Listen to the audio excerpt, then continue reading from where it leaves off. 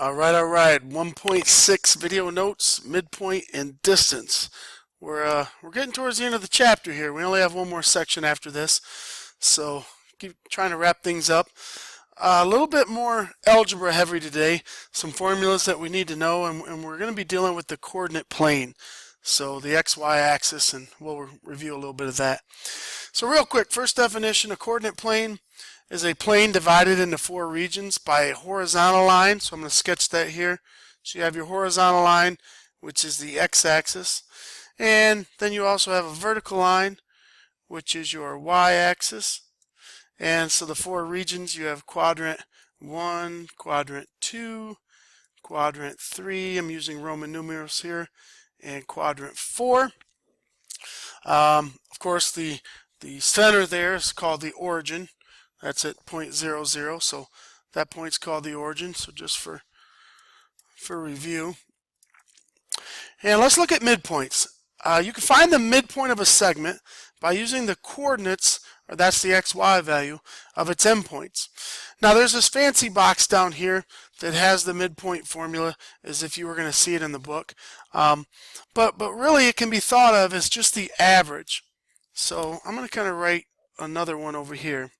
The midpoint is just going to be, it's a point, so it's a location. It's going to be an x comma y, but it's just the average of the x values, and it's the average of the y values. Now remember, how you find the average or the mean is basically you add up a number of items and then you divide by how many there are. Well, since there's only 2 points, there's 2 of these endpoints on a segment, you're going to have 2 x's and 2 y's. So this equation right here is basically the same thing as the one that I drew here on the left, because the average of x1 and x2, you just add them up and you divide by 2. So let's go ahead and put this into practice, and I think it'll make a little bit more sense when we look at an example. So example 1, find the coordinates of midpoint PQ with endpoints at -8, 3. So we're going to go left 8, up 3, which would be right here, and then -2, 7, which is right there. And I want to find the middle of that line. Now I can kind of eyeball it. I kind of know the middle of that line is going to be in here somewhere. But if I want to find the exact location, what I'm going to do is I'm going to average my x's and average my y's. So I first look at my first x number. So I have a -8, and then my second x number is a -2. I add those two together and I divide by 2. That's how I find the average. So -10 divided by 2 is a -5. So what I've done, I've just found the x values. Now let's do the same thing, but let's do it with the y. So the y values are 3 and 7.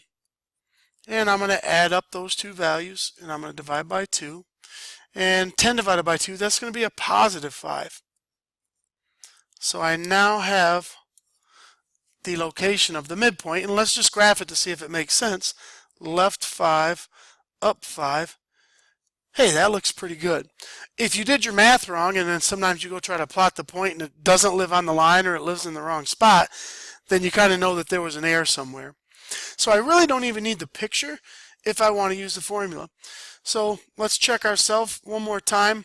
I'm going to not even look at the picture until the end, but I'm going to call this my x number 1 and my y number 1, x2, y2. And so I use the formula x plus x chopped in half, and then I'm going to do y1 plus y2 chopped in half. And on the left here, that's 3 over 2. I could write 1.5 if I want, but I'm going to leave it 3 over 2. And then on the right-hand side, 3 plus -3, that's 0 divided by 2, which is just 0. So I think this is going to be the midpoint, but let's check it out. 3 halves mean go over 1.5. 0 says don't go up or down. And that looks pretty doggone good. That is the midpoint. So I think my equation's working all right. Now let's go down to example 2. Example 2 is a little bit tougher. All right, example 2 here is a little bit different. So before you get going too fast, I know on the quiz a lot of people, like, you did a couple questions and you saw the algorithm or the formula, and then you just started cranking them out and made a few mistakes. So I'm not going to use these two and average them how I have been doing, because you got to kind of read the question. It says M is the midpoint of XY, and I'm just going to kind of roughly sketch this. X has coordinates of 2, 7, so one of the ends of the line is at 2, 7, over 2, 1, 2, 3, 4, 5, 6, 7. I don't have to be terribly perfect on this one, but so there's 2, 7, and that is X. And then the next thing they give me is M, which, remember, M is the middle. So now they're giving me an endpoint, then they're giving me a middle point, which is over here at 6, 1. So I'm going to go over 1, 2, 3, 4, 5, 6. 1 is going to be right there. So they're not asking me to find the middle of that line. They're saying, hey, M is in the middle of some line, XY, and they want me to find Y. Well, I can kind of ballpark it. Just looking right now and seeing that, okay, this line comes down this way. I'm guessing the other end to be somewhere, you know, in this area over here. But I don't know the exact point yet, and there's a couple different ways to do it. And honestly, on this one, I think the easiest way is just to kind of stair step it over and kind of use slope a little bit. So let's take a look. To get from 2, 7 down to 6, 1, basically I'm dropping, my Y value is dropped by 6. So I went down 6, and then I went from 2 to 6 on the x-axis. So I went over 4. So basically I went down 6, right 4. And I'm just going to run that again. I'm going to go down 6, right 4 one more time. So if I go down 6, that's going to take this Y value. And when I drop 6 more, that should drop me down to -5. And then if I go 4 over, well, right now I'm at 6. 4 more to the right is going to put me at 10. And so I believe the endpoint is going to be at 10, -5. And if you notice, my x's should be, the middle should be right in the middle. 2 to 6 is 4 spaces. 6 to 10 is 4 spaces. If I look at my y's, I dropped 6, and then I dropped another 6. This way I added 4, and I added 4. I think that's the easiest way when you're given the end in the middle and you need to find the other endpoint. All right, going on down to the next side. The distance formula. I don't really like to use the distance formula. I'm going to show you this example, but I typically do not use it just because it involves a lot of negatives and it's difficult to memorize. But there is a formula. In the coordinate plane, d, the distance between any 2 points, and these are going to be your xy numbers, and you plug them into the formula here, and it should calculate the distance. All this really is the Pythagorean theorem kind of repackaged. So the distance formula is really just Pythagorean theorem. I'm going to show you about that here in a minute. But we can use the distance formula. It says find FG, the distance from F to G, and then JK, and determine whether or not they are congruent. So remember, congruent means they're going to be equal to each other. Alright, so let's do this. Let's use the distance formula. So for FG, my coordinates for F are right here, which would be right 1 up 2. So that's F. And G is up here, which is at 5, 5.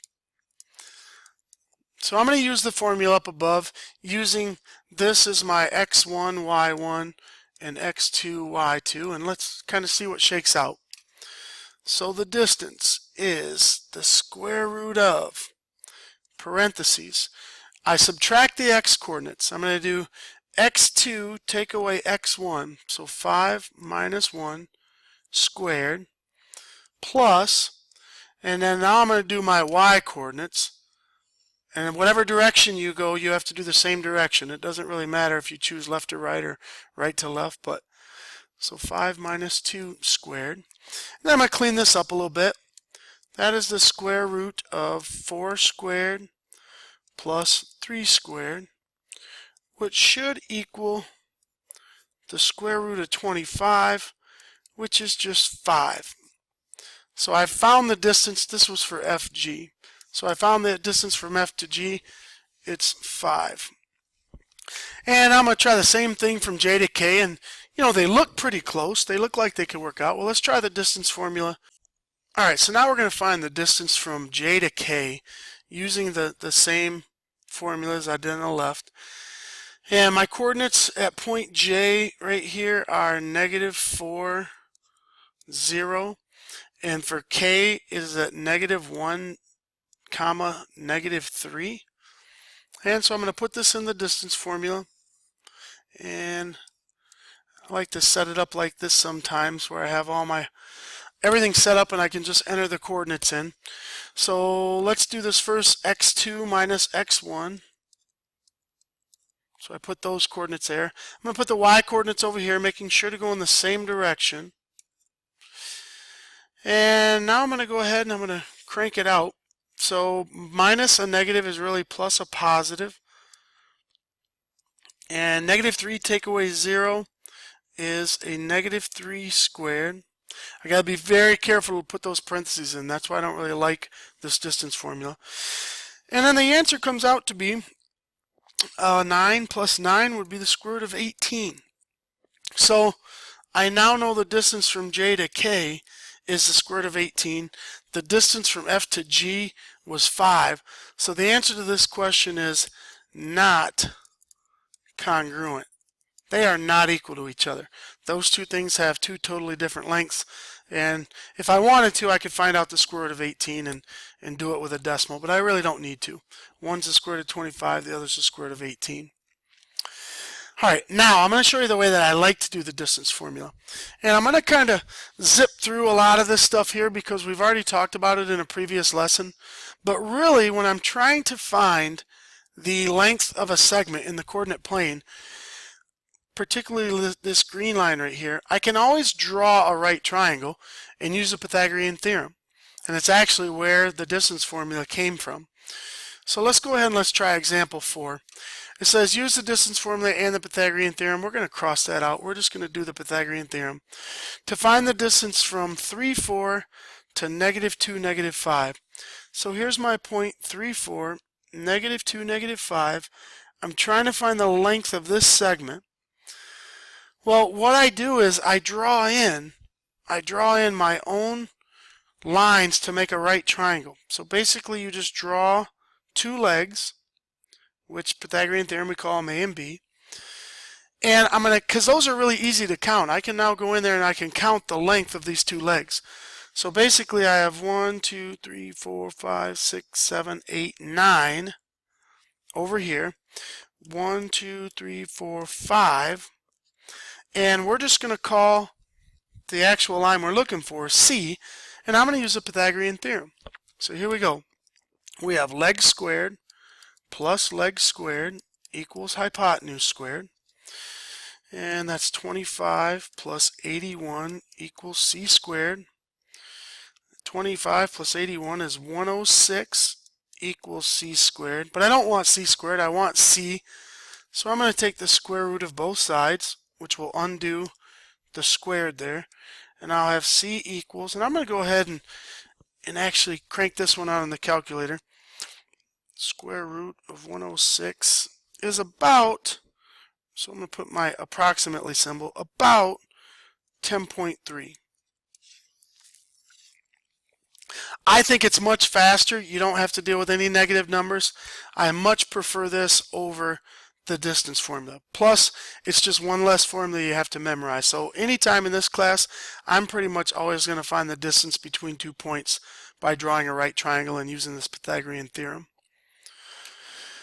Alright, let's move down to the final question here. A player throws a ball from first base to a point located behind third base and home plate and 10 feet from third base. What is the distance of the throw to the nearest 10th? Alright, so they've put this baseball diamond on a grid, and it's a little bit tricky to see over here because it's kind of dark.